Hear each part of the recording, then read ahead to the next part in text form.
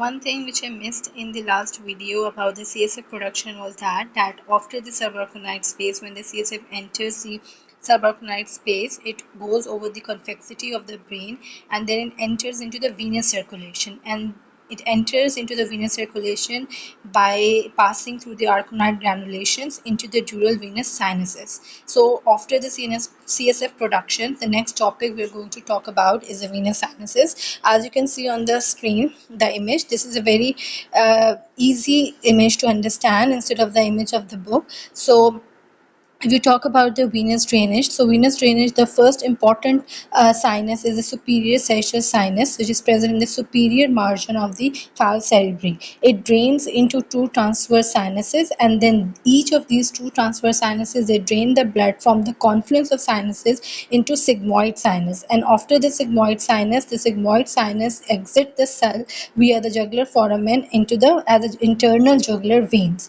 The next system, as you can see, is the inferior sagittal sinus, that is present in the inferior margin of the falx cerebri, that terminates by joining with the great cerebral vein of Galen, and it forms a straight vein.